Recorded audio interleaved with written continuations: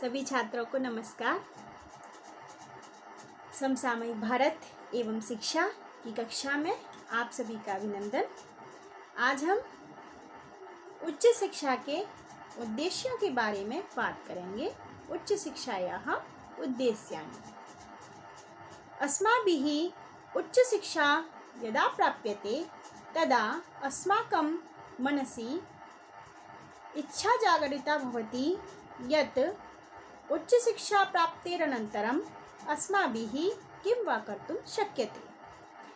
तर्हि सर्वकारेणापि उच्चशिक्षायाः कानिचित् उद्देश्यानि निर्धारितानि।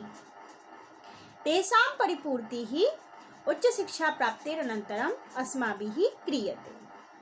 सर्वादौ अस्माकं भूतपूर्वप्रधानमन्त्री पंडित जवाहरलाल नेहरू महोदयः 1947 वर्षे इलाहाबाद विश्वविद्यालयस्य दीक्षान्तसमारोहे विश्वविद्यालयस्य उद्देश्यानां विषये काश्चन चर्चां कृतवान्। एवं च राष्ट्रीय जीवने उच्चशिक्षायाः महत्त्वविषये अपि सः उक्तवान्। उद्देश्यानां विषये तेन उक्तं यत् विश्वविद्यालयस्य उद्देश्यं मानवता, सहनशीलता, तर्क, विचाराणां विकासः, उद्दीपनम् एवं सत्यान्वेषणं विद्यते। इयं शिक्षा मानवजातेः उन्नत्यर्थम् आवश्यकी विद्यते। अर्थात पंडित जवाहरलाल नेहरू जी ने बताया कि विश्वविद्यालय का उद्देश्य क्या है। मानवता, सहनशीलता, तर्क एवं विचारों का विकास अथवा विचारों का उद्दीपन तथा सत्य का अन्वेषण।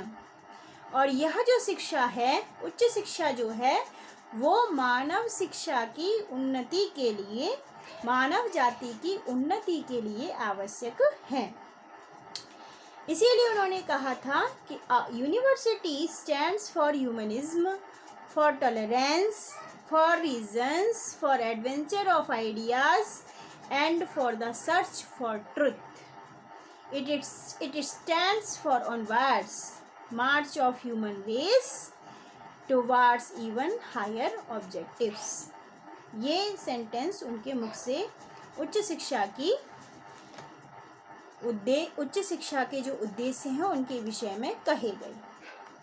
स्वतंत्रता प्राप्तेरनन्तरं कानि उद्देश्यानि निर्धारितानि। तर्हि स्वतंत्रता प्राप्तेरनन्तरम् उच्चशिक्षायाः कृते भवन्तः सर्वे जानन्ति राधाकृष्णन् आयोगस्य स्थापना जाता।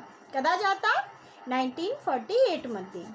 तर्हि स्वतंत्रता प्राप्तेरनन्तरम् उच्चशिक्षायाः कृते संगठित राधाकृष्णन् आयोगेन विश्वविद्यालयी शिक्षायाः उच्चशिक्षायाश्च बहूनि उद्देश्यानि निर्धारितानि।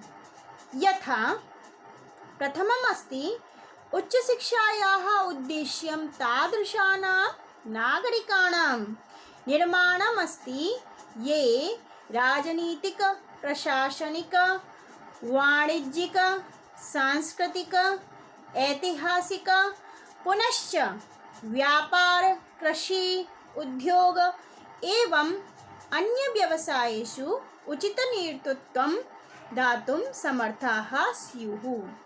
अर्थात उच्च शिक्षा प्राप्त करके इस प्रकार के नागरिकों का निर्माण हो जो सभी परिप्रेक्ष्यों में, चाहे राजनीतिक परिप्रेक्ष्य हो, चाहे सामाजिक हो, चाहे वैयक्तिक हो, चाहे कृषि संबंधी कार्य हो या उद्योग संबंधी कार्य हो, सभी में उचित नेतृत्व प्रदान कर सकें। द्वितीयः अस्ति यत् एतस्याः उच्चशिक्षायाः उद्देश्यं तादृशानां विद्वज्जनानां निर्माणकरणम् अस्ति ये अस्माकं राष्ट्रीय सभ्यता, संस्कृति, रीतिरिवाज एवं परंपराणां रक्षायै एवं पुनरुत्थानाय च उचित मार्गनिर्देशने सहायकाः स्युः। अर्थात ऐसे विद्वान लोगों का निर्माण करना उच्च शिक्षा के द्वारा, जो हमारी राष्ट्रीय सभ्यता को, राष्ट्रीय संस्कृति को, राष्ट्रीय परंपराओं को संरक्षित कर सकें और उनका पुनरुत्थान कर सकें। तृतीयः आसीत् विश्वविद्यालयस्य उद्देश्यं जीवनस्य नवीनमूल्यानां विकासः। अर्थात जिस जिस प्रकार से हमारी जीवन शैली बदलती है, उसी प्रकार से हमारे मूल्य भी बदलते जाते हैं। तो कालानुसार जो परिवर्तित मूल्य हैं, उन मूल्यों का भी उच्च शिक्षा के माध्यम से विकास किया जाना इसका प्रमुख उद्देश्य है। पुनश्च अस्ति छात्राणाम आध्यात्मिक विकासः।